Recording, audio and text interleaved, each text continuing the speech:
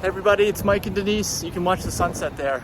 We're gonna make a video here while we're walking. Don't get hit. Oh yeah. Okay, they're stopped. Oh no, it's the other way. We could have walked. Okay. Thanks to Denise showing me what's going on. Anyway, making a video here about the Tesla High Mileage Club. If you guys have not joined, along with always not, there's a Model Y right there. Join at TeslaHighMileageClub.com, TeslaHighMileageClub.com. I want to talk about a lot of the posts that I've been rejecting recently in the group that you guys may not know. I know there's been a lot of comment in the group about all these Tesla haters. And I want to say, first of all, this is about the future of Tesla, the future of EVs, the comments I've been seeing, kind of the way things are going right now in the market. And we do let everybody who wants to be in the group, as long as you're not a constant troll and you're constantly talking about your ICE vehicle, which is not the subject of the group. The subject is the longevity of Teslas. There's your holiday tree here on our walk. So what's going on with Tesla? First of all, word on the street, and you've heard it, Denise, is that EV sales have reached their peak. They're sitting on the lots. No one's buying them. They don't last long anyway. Apparently, all I ever hear is someone's truck that got 500,000 miles in the group, or come back and talk to me when you got 1 million miles on your Tesla. We don't even know what's going on. No, this is uncharted territory. First of all, I don't think that Tesla's sales or EVs in general have peaked. Now, maybe they have for people that don't know how to build them right, because everyone switched over in 2023 here to the Tesla charging, NACS, North American Charging Standard, from the CSS that was really bad. Watch our videos on Electrify America charging experience with long distance EV driving. Remember that, Denise, when we had that rental Polestar? Yeah. How bad it was? Yeah, it wasn't good. So anyway, that's the thing of the past. Now everyone's using the Tesla standard. How about the EV sales? Everybody knows that Teslas are better designed. That's the thing. People aren't talking about crash protection and reliability, but especially crash protection, right? Especially with the new Cybertruck coming out. I saw something else online, another video today, showing how Tesla had 3 different crashed Cybertrucks on there. One was the results of what it looked like after a head-on collision, crash testing. One was the bullets shooting the Tommy gun at the sides panels. That one, did you see this video? I showed it to you, right? And then the other one was the side impact. And you got to see what it looked like. These are incredibly safe cars because they're designed from the ground up as EVs, and they're affordable now. That's the thing. The other thing we hear in the group, I've talked to you about this, right, Denise? People are like, Tesla keeps cutting their prices. They're ruining the resale value, and they're going to go out of business now. That's why they're cutting the prices. What do you think, Denise? Do you think that's what's happening? No, I think that's just a rumor. They've probably optimized their costs and taken advantage of, I don't know, what do they call it when you... Supply chains? Yeah, when you... Economies of scale? Yeah, when you maximize your return on investment through your supply chain.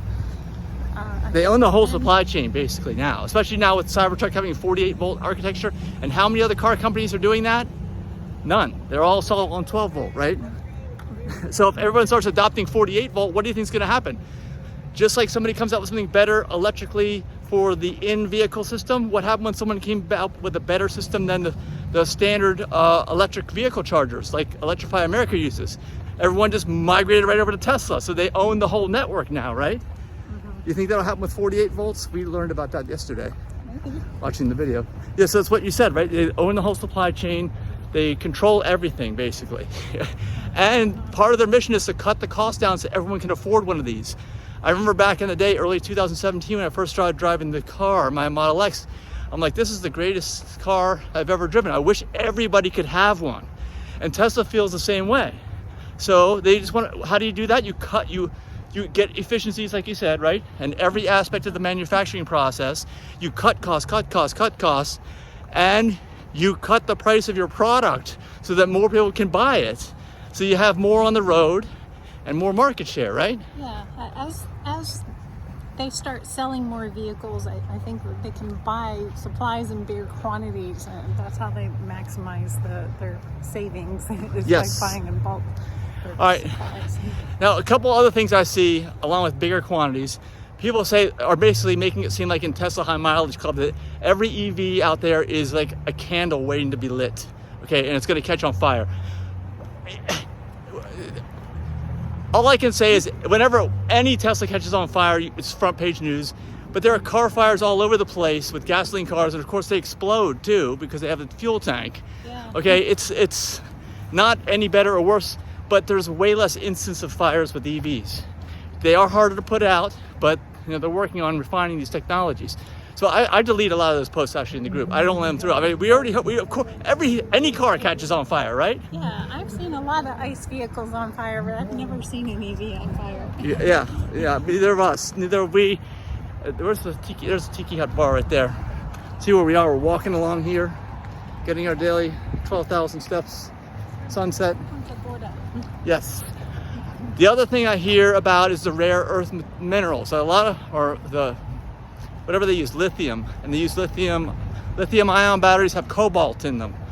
Here's another thing. I did a whole video on this. It's really not the lithium so much as the cobalt, number one. Number two, they can make batteries, LFP, lithium iron phosphate, that don't have cobalt. And I have a whole video explaining why, but Tesla's the only manufacturer that has programs in place to eliminate cobalt use completely. Already more than half the batteries that they make in their vehicles are cobalt free, and it'll hopefully be 100% before long. So the other manufacturers, they have no programs at all. They don't know what the hell they're doing. So if you're complaining about that, you're complaining about other companies other than Tesla, okay? Just keep that in mind. It's not an EV thing, it's a non-Tesla manufactured battery pack thing. That's what it is. Another complaint I hear is, even if the whole world switched over for some agenda to force everyone to buy these products, that there would never be enough lithium on the planet Earth to even mine to make these battery packs that are needed. And of course, if you follow Tesla and the videos that we've done, you know that every Tesla built since October of 2016 has all the cameras and the ability for full self-driving, which means it'll drive itself. Do you think our car will drive itself even though it has not done that to this point? If it's still around when they update the software, what do you think? It already does drive itself. It does, okay. So that means, okay, look at all these cars around us, okay? Look at all these cars. This is the car show, actually, some weird older car. Look at that 80s Trans Am. Yeah, look at that. That's a Tornado. That's a Tornado. Yeah, Oldsmobile, isn't Oldsmobile Tornado? Yeah, it is. Okay. Let us know your favorite classic car. You may even see more as we're walking by. But the thing is, yeah, let's see the sunsets. Okay. You can use my phone if you want. If you get it out of my pocket, you guys can watch the sunset. It's my right pocket. Denise is feeling my right pocket up, and she's taking the phone out of my pocket. She's got one hand in my pocket. Alanis Morissette, right? In the 90s. Okay. So, what happens to most cars in 2023, Denise? Are they driving most of the time, or are they parked doing nothing most of the time? What is this? What in the world? No, it's full. We can't. My phone is full. I can't take any pictures. Okay, yeah. It's you just pull them off the internet and nobody even knows. How do you even know these days? The only way you know is that we're actually making this video. We can't just pull this video off the internet. It's us. Can you put it back in my pocket, Denise? Sorry. You guys can watch the sunset again. Oh, Denise. Yeah. I gotta get some more content off of my phone. And I have the high storage one. All right, so all vehicles, we agree, most of the time, most of the day, every single day, even us, right? Because we travel most of the time, our car is parked. Our car is not moving. It's taking up real estate, correct? So, and it's because it's dumb still. It cannot drive itself. It doesn't really have the full self-driving level 5 capability yet, but it will have it. So when it suddenly does, what does that mean for automotive real estate? The need for it. Because yeah, and will get cheaper. And don't think that Elon's going to jack the cost of the Tesla rideshare up, because that's what it is. It's not Uber, it's not Lyft, it's Tesla rideshare. He's going to make it as inexpensive as possible, like all the cars too. And you guys are going to all freak out thinking Tesla's going out of business. How can they possibly do this for such little money? But of course, owners will own an appreciating asset. They will actually be making money. Their cars will never be around. Like I've said this in other videos, you can go downtown, not have to find a parking spot. Just let your car go. You earn money during that time. Your car will be working 24/7 unless it's charging, which it'll do itself, or unless it needs a repair, which it'll do itself. So you don't have to worry about any of that. It's always in motion. It doesn't take up the spot, these parking lots and other impervious surfaces, which actually hurt the environment, right? If you have impervious surfaces. You can use them for other purposes. We can plant food for our nonprofit, plantbaseddiet.org, or we can use it to develop inexpensive housing because you have all this extra real estate that you're not using anymore. I want it to take me home when I fall asleep at the wheel. You do? Or take me to the hospital if I'm having a medical emergency. Well, it will. It'll do all that. It might even monitor. I think some of the new software updates, believe it or not, we don't have the camera that faces, that's on the rearview mirror and faces in to watch the passengers. But on the new software updates, they actually are monitoring your activities, like your I don't know, stuff with you. They could probably tell if you have a heart attack or something else going on, you know, sense it. Because they can sense whether they didn't add any, back in the day, remember how I used to have that special device that has magnets, stays on the wheel, and it kept a little off balance. So for years, I was able to defeat the presence sensor, whatever that was, in my car, and I was able to just have the car drive itself, even though you weren't supposed to do that. I was able to do that. But then one day they updated the software. There's no extra sensors or anything they put in my car. And now it knows all of a sudden that something's there.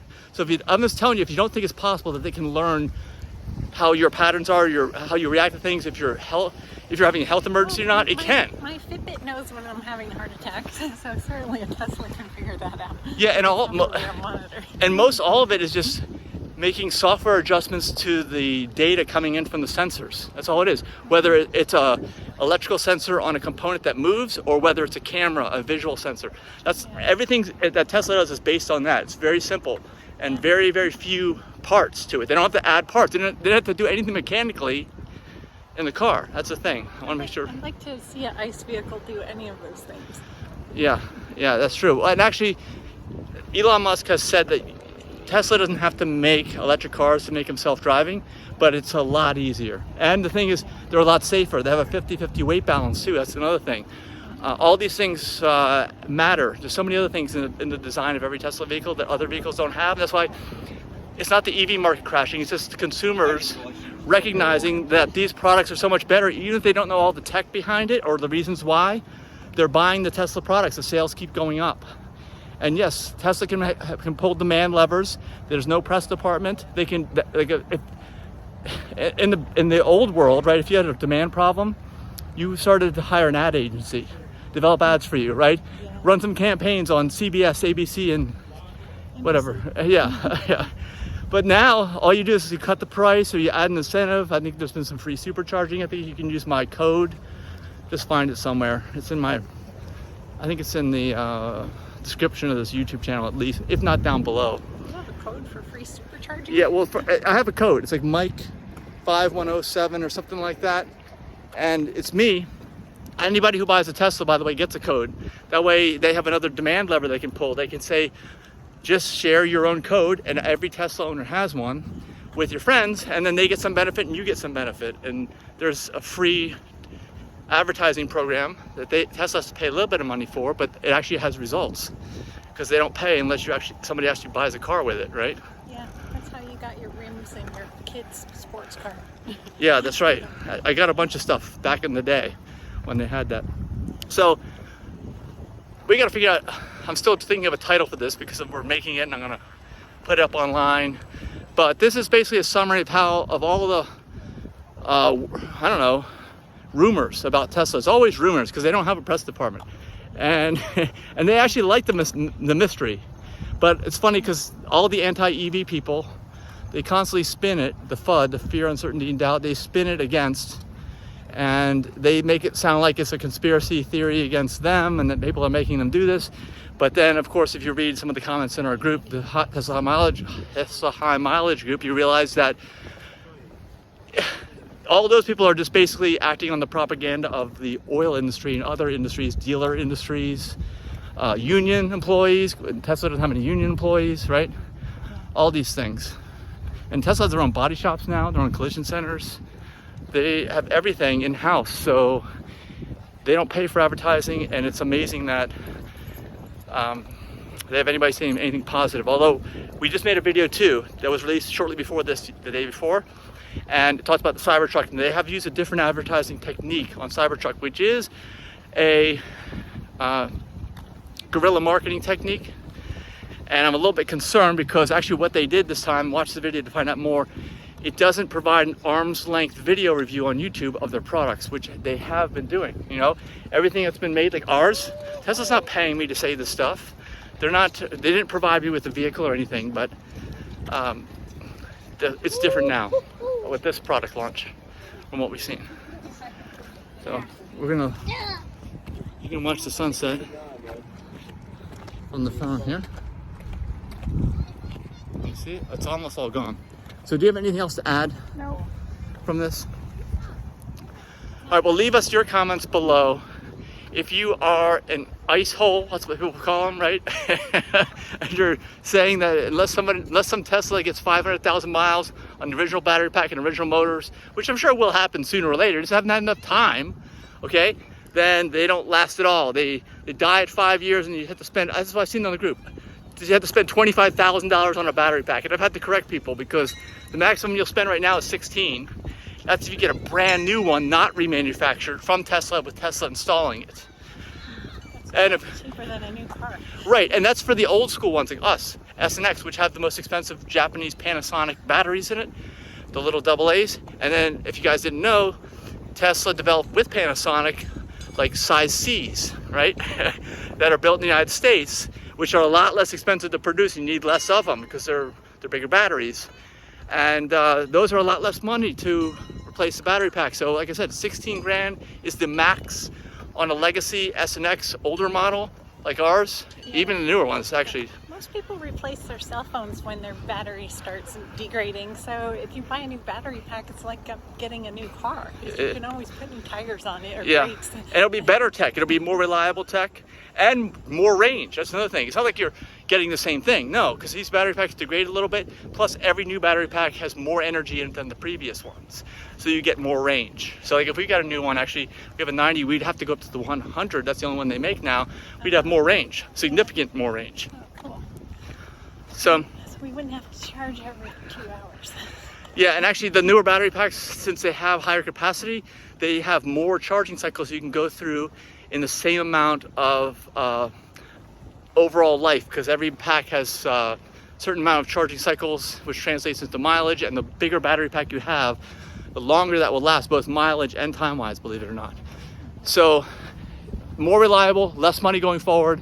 It's never gonna cost you 20 grand to replace the battery pack. It's already, we know, 16,500, check the group, TeslaHighMileageClub.com. Costs keep coming down, that's the theme, right? Lower costs, it's crazy, because people, that's the number one complaint, they're too expensive. And they are more expensive, but not anymore. I think that the 3 and the Y are either at or below the average price of a new car sold, any car, including ICE. Yeah, and they're actually below, I think, now. Tesla is taking advantage of economies of scale. That's the term from econ that I was That's what it is? for. Okay. And they there's this tax credits make it even less expensive than an ICE vehicle or hybrid, because there's no incentives on hybrids anymore. Always the new stuff. So that's it. Let us know your comments below. We will respond to them. Join the group, TeslaHighMileageClub.com, and give us a thumbs up. See you next video. Bye. I'm sure there's the sunset.